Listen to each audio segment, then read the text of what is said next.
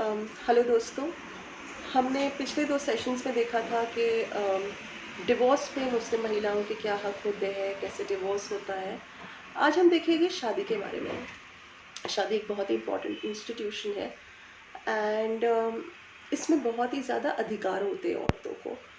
हम मुस्लिम महिलाओं के अधिकार के बारे में बात करेंगे कि शादी के समय उनको क्या-क्या अधिकार होते हैं।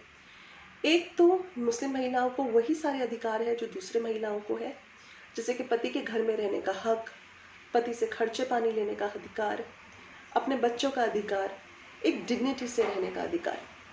और दूसरा जो बहुत ही महत्वपूर्ण हक है वो है शादी के समय अपने पति से मेहर लेने का अधिकार।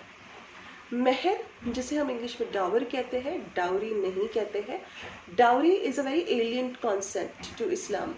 मगर यहाँ पे क्या हुआ है कि लोगों ने देखा है कि डावर नहीं, डाउरी को ज़्यादा मायने दिया जाता है, जो एक बहुत ही गलत चीज़ है। अगर हम देखें तो शादी के समय मुस्लिम महिला अपने पति से मेहर लेती है और ये उसका अधिकार है। लोगों को लगता है कि मेहर बाकायदा 786 रुपया है, मगर ये बहुत ही गलत बात है।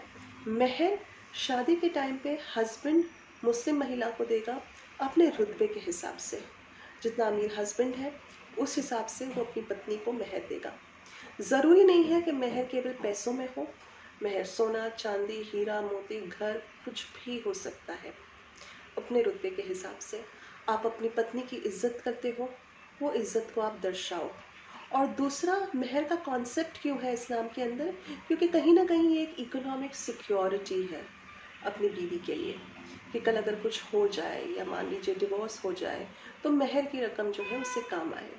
सो मेहर एक बहुत ही इम्पॉर्टेंट हक है शादी के समय, और हमें ये हक जो है यूज़ करना चाहिए मुस्लिम महिलाओं के लिए, बिकॉज़ ये कुरान में भी दिया गया है। लोगों को लगता है कि क्योंकि मैं ज़्यादा मेहर मांगूंगी तो मेरी मैं एक ग्रीडी औरत हूँ या मेरी शादी टूट जाएगी। But we need to fight this and we need to stand up for the right and we need to exercise our rights. So I think it's high time we do that. और एक महिला के तौर पे अगर आप मेहर नहीं मांगते हो तो एटलीस्ट ये बात याद रखो कि कल आपके भाई की, आपके बेटे की शादी हो तो आप अपने आप से शुरू करो। Start it from your self कि मैं अपनी जो जो भाभी है या मेरी जो बहू है उसे मैं ज़्यादा से ज़्यादा मेहर दूंगी, बिकॉज मैं उसकी इज्जत करती हूँ। तो ये था मेहर के बारे में। तीसरा अधिकार जो बहुत ही महत्वपूर्ण अधिकार है कि शादी के समय पत्नी अपने पति के ऊपर कोई भी कंडीशन रख सकती है जो अगेंस्ट द पब्लिक पॉलिसी ना हो। तो जैसे कि शादी के बाद जो है आप मुझे हर महीने इतना इतना खर्चा पानी दोगे, या शादी के बाद आप मुझे मारपीट नहीं करोगे या गाली गलौज नहीं करोगे, या शादी के समय जो मुझे सामान मिला है मेरे रिश्तेदारों से, आपके रिश्तेदारों से, आपकी तरफ से, अपने परिवार की तरफ से, वो सारा के सारा सामान मेरा है।